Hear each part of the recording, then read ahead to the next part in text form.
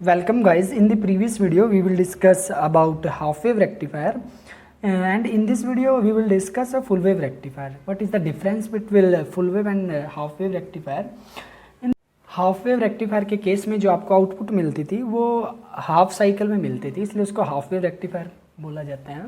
जो full wave आपका rectifier है उसमें जो आपको आउटपुट है वो दोनों साइकिल में मिलेगी, आपको पॉजिटिव में भी और नेगेटिव में, इसलिए इसको फुल वेव रेक्टिफायर कहा जाता है। फुल वेव रेक्टिफायर में आपका क्या होता है कि एक सेंटर टाइप ट्रांसफार्मर का यूज़ किया जाता है और दो डायोड का आप लोग यूज़ करते हो, डायोड D1 एंड D2। इसमें आपके दो रीजन बनते हैं, एक अपर रीजन और सेकंड इज लोअर रीजन। जब आपका अपर रीजन में क्या होता है कि आपकी जो इनपुट है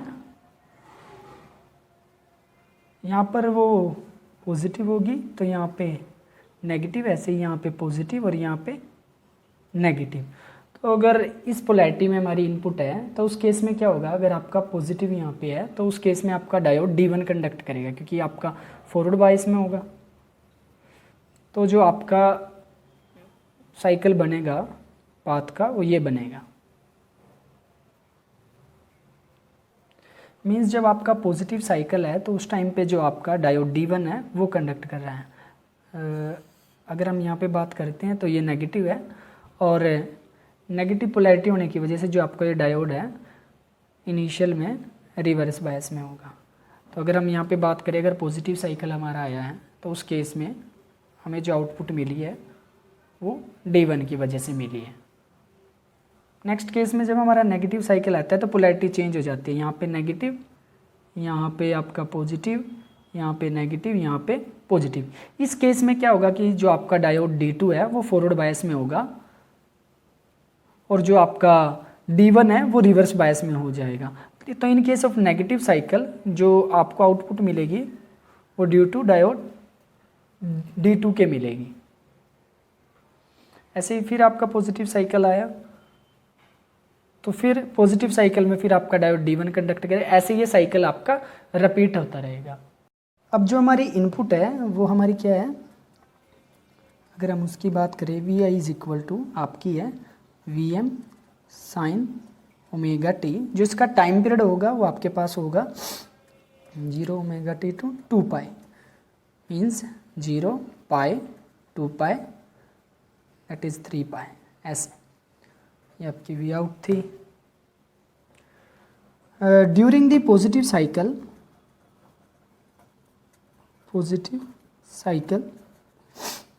जो आपका डायोड D1 है वो आपका फॉरवर्ड बायस में था और शॉर्ट सर्किट था। आपका जो D2 था आपका वो रिवर्स बायस में था और ओपन सर्किट था। अगर हम नेगेटिव साइकिल की बात करें तो उसमें क्या है, ड्यूरिंग द नेगेटिव साइकिल जो आपका D1 है वो ओपन सर्किट था या रिवर्स बायस में था और जो D2 था आपका वो आपका शॉर्ट सर्किट था और फॉरवर्ड बायस में था। अगर हम दोनों जो हमारे डायोड हैं उनको आइडेंटिकल माने तो उनका कुछ रेजिस्टेंस होगा, तो रिवर्स या फॉरवर्ड बायस में जो उसका रेजिस्टेंस होगा वो हम RF लेंगे। ड्यूरिंग द पॉजिटिव साइकिल जो आपका ये पाथ था, अगर मैं इसमें KVL अप्लाई करूँ तो आपके पास क्या होता है, या apply the KVL at upper region, apply KVL at upper region. तो इसमें क्या होगा कि आपकी ये Vi थी Vi, तो ये क्या होगा, इसका रेजिस्टेंस आपका RF है और ये लोड का RL, तो ये होगा Vi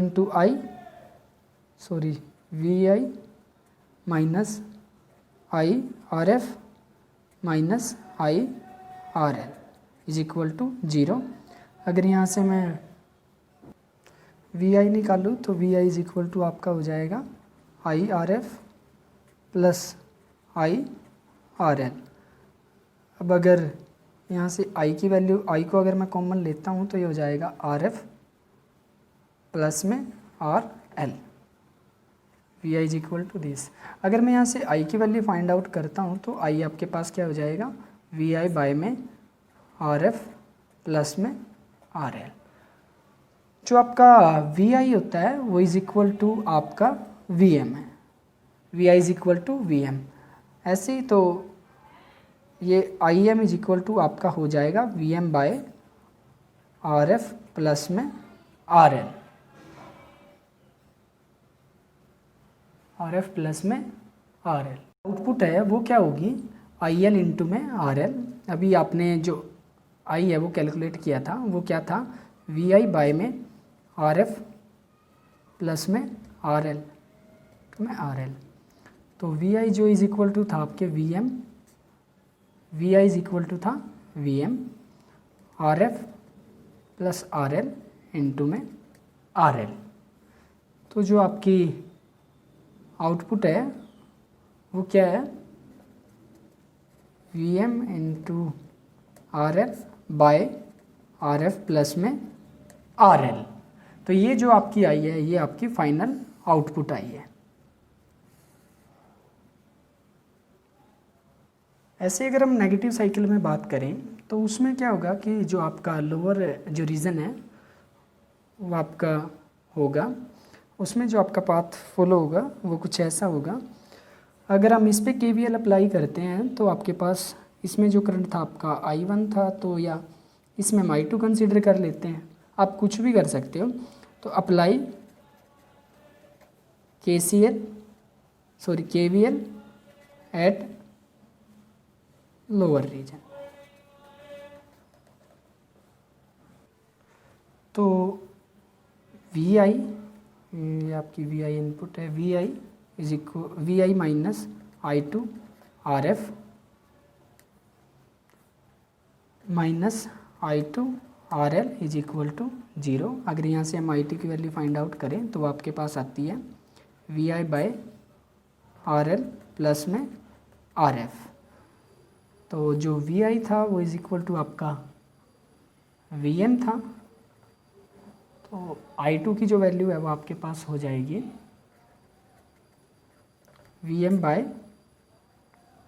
आर एल प्लस में आर एफ। अगर आउटपुट की बात करें तो आपकी जो आउटपुट होगी वो क्या होगी I2 इंटू में आर एल। I2 की वैल्यू अभी आपने कैलकुलेट की वो थी V M by R L plus में आर एफ। तो जो ये आपकी आउटपुट आई है ऐसे ही आपकी अपर रीजन में भी आई थी और सेम ही आउटपुट जो है वो लोअर रीजन में आई। मतलब हम बोल सकते हैं कि जो आपकी नेगेटिव साइकिल में जो आपकी आउटपुट आई है वो सेम पॉजिटिव साइकिल की है, इसलिए भी इसको फुल वेव रेक्टिफायर बोला जाता है, क्योंकि इसमें जो आपके दोनों साइकिल होते हैं पॉजिटिव और नेगेटिव, दोनों में जो आपकी आउटपुट होती है वो आपको मिलती है और वो दोनों में सेम होती है आपकी। नेक्स्ट आपके पास एक टर्म होती है पीक इनवर्स वोल्टेज, जिसको आप PIV के नाम से भी जानते हो। ये क्या होता है कि आप किसी डायोड के अक्रॉस में कितनी मैक्सिमम रिवर्स बायस वोल्टेज आप लोग दे सकते हो।